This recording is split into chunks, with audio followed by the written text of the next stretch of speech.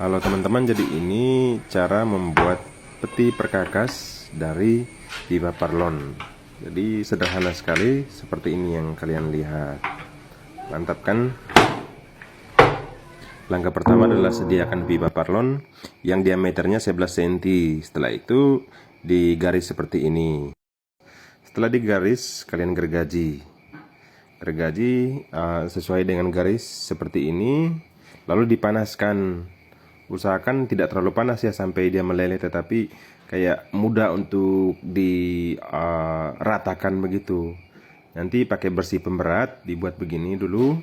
Setelah itu ditekan pakai besi pemberat supaya terutama yang lempeng ya, sehingga gampang menjadi ceper begitu. Lalu lakukan itu dengan yang sebelahnya juga, lakukan hal yang sama dengan besi pemberat seperti ini. Bisa juga pakai keramik, karena dia sudah panas, dia dengan sendirinya akan melempem begini. Lalu buat garis yang sesuai dengan ukuran yang kita maksud. Lalu kemudian digergaji seperti ini. Jangan lupa diamplas ya, pakai kertas pasir, sehingga permukaannya itu rata atau tidak menimbulkan sedikit kayak tajam-tajam begitulah. Ya kalau sudah begini maka dia kelihatan rapi. Usahakan panjang itu 10 dengan 18 cm. Lalu lakukan hal yang sama seperti ini. Lalu digergaji, lalu diamplas juga. Lalu dipasang seperti ini.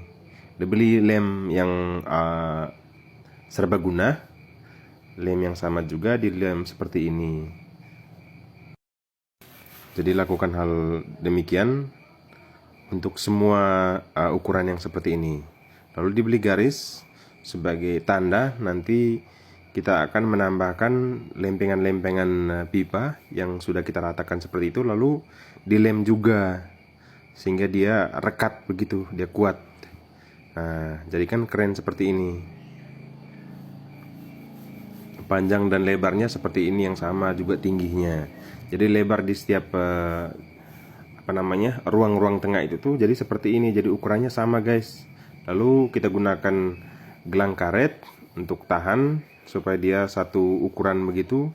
Lalu kita garis untuk sebagai memberikan tanda gitu, sehingga kita gampang untuk dilobang sesuai dengan jarak garis yang kita buat seperti tadi.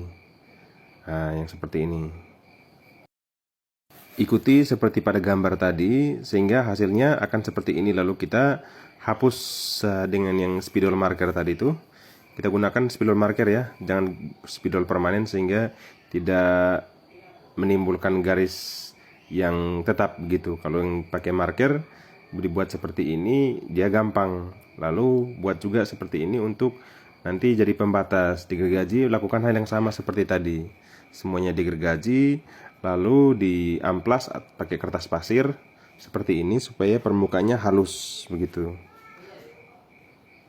Lalu ya dilakukan untuk semuanya ya guys.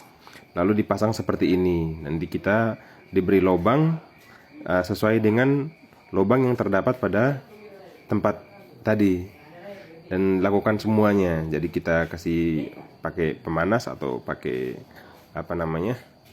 bor seperti ini, sehingga semua lubangnya harus yang pas ya, jangan terlalu kebesaran juga, harus sesuai dengan skrup begitu. Jadi kita lakukan semuanya ini, lalu kita keluarkan gelang karetnya, lalu pisahkan, lalu masukkan yang skrup-skrup seperti ini guys. Jadi setiap sisi kita masukkan seperti ini, lalu dikancingkan. Dan kita lakukan untuk semuanya, kita dilem dari dalam sehingga kuat. Begitu pula yang ini kita kancing, pokoknya semuanya, lalu dilem lagi. Jadi ya seperti ini. Dan lakukan hal yang kedua. Jadi kita pasangkan skrup dan kita lem juga bagian dalam. Lalu pasangkan skrup yang kedua, lalu kita kancingkan ya seperti ini. Harus dilem juga. Begitu pula di bagian yang ketiga. Setelah itu dia punya posisi akan seperti ini. Lalu kita akan setelah ini kita akan tambahkan lagi yang ketiga. Lalu yang ketiga di skrup begini juga, lalu dilem juga bagian dalamnya. Setelah kita kuatkan ini, kita lem juga bagian dalamnya. Nah, seperti ini. Nah, keren kan? Begitu. Jadi ini bagian ini sudah selesai, sudah dianggap selesai lah. Lalu kita cari kayak pen atau dari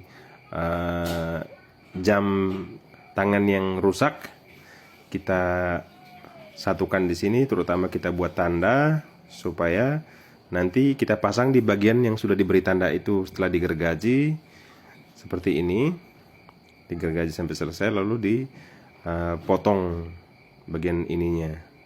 Nah, kita kan sudah potong dia punya bagian sini, lalu kita lem. Jadi dia akan rekat kan, sudah rekat begitu. Begitu pula dengan yang di sebelahnya juga. Tetapi kan di situ ada pen sebagai penahan sehingga gampang untuk melengkung. Lalu karena ada penahan jadi dia agak kuat. Lem ini kuat sekali guys. Lalu kita akan pasang di bagian sininya. Nah, seperti ini. Ketika kita pasang begini, lalu kita lem yang tadi.